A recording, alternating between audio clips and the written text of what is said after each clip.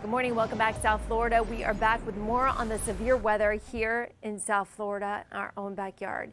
It's finally letting up today in the way of the rain tapering off just for a brief moment, but not before trapping people in their homes, raising more concerns about just how often we are seeing thousand-year floods in this country. Take a look.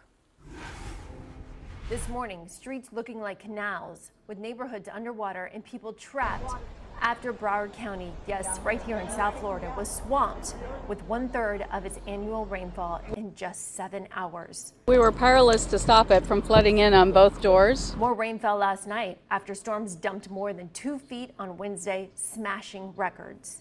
I've driven around the city, and there's not one area of the city that has not been impacted. And before the roads could even drain or dry, another storm. Fort Lauderdale Airport still closed last night. The tarmac and the access roads inundated with downpours. This man paddle boating in his neighborhood in Pembroke Pines. We're in a swamp buggy about 8 feet off the ground, and take a look at the water level that we are driving through at this point. We're on our way to a gentleman that is handicapped and unable to make it out of one of these mobile homes. The widespread flooding making rescues difficult and dangerous. Horrible. My car it got water all the way almost to the top, and I was really scared. Then I came out and I slept over here at my neighbor's house. At one point, more than 600 people were taken to shelters. Rescue crews are doing a grid search in hard-hit areas, going home to home to ensure people are safe. A lot of people are still left in the neighborhood, and I'm worried about many of them. And it's absolutely horrific. All right, South Florida, it is incredible how much rain we have received. It's historic. And yes, just so you know, the nation's talking about us. I have my family in California talking about us. They want to make sure we're okay. I have friends and family and meteorologists that I've worked with in Arizona. Everybody is shocked by this amount of rainfall that we received. And we're still going to, unfortunately, add to these totals as we go into the afternoon hours today, and finally dry conditions tomorrow. I mean, look, this is just incredible. We're talking statewide 24-hour rainfall record was shattered on Wednesday, with Fort Lauderdale receiving over 25 inches of rain. The actual record for the state was set back in 1980. 23 inches, and that was in Key West during Hurricane Jean. So as we put all of this into perspective, these are numbers we never want to be talking about. We don't want to be what people across the nation are talking about, but it is the truth, and it's something, unfortunately, that has happened. Well, just 2 years ago, we talked about the historic flooding in Texas.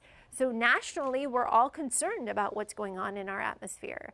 The one thing I can tell you today is at least we're starting off dry for much of Broward and Miami-Dade. And Miami-Dade, you've actually been dry for quite some time. Yesterday, your forecast did call for storms in the afternoon, which you saw.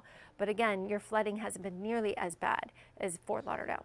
As for temperatures, we're in the low to mid 70s. Miami, Fort Lauderdale, Key West. Our dew points are at or near our air temperature. So you're going to notice some low visibility across parts of southern Miami-Dade. As for the rainfall, we're expecting more across parts of Fort Lauderdale. So we do have that flood warning still continuing for portions of Lauderdale, Fort Lauderdale, Lauderhill, Sunrise, Cooper City, Dania Beach, Fort Lauderdale, all the way down towards Hollywood. Now, it didn't help that yesterday we added more rainfall to these areas. How much? Well, our rainfall associated with our radar showed about 3.5, almost 3.5 inches in Fort Lauderdale, almost 4 inches in Pembroke Pines. Miami Gardens, you saw a fair share of an inch. Weston, about 2.5 inches. And accompanied with those storms, watch what happened yesterday. Look at this eruption of storms. And again, training from the southwest to the northeast over the same areas that were hit on Wednesday. As for rain now, I'm happy to tell you we are drying out nicely. There are a few showers near the coast, and your forecast calls for us to start off mostly dry, as I brought to you at the top of the hour, though the afternoon storms will start to move over Broward and Miami-Dade around 3-4 o'clock. Then tomorrow we dry out very nicely, but we heat up. And then added to all this information you need to know on this Friday, yes, Colorado State University did release their first predictions of our 2023 hurricane season. They're stating for a below average season, but remember, it only takes one. And at this point, all of these numbers are probably giving you a headache. I understand.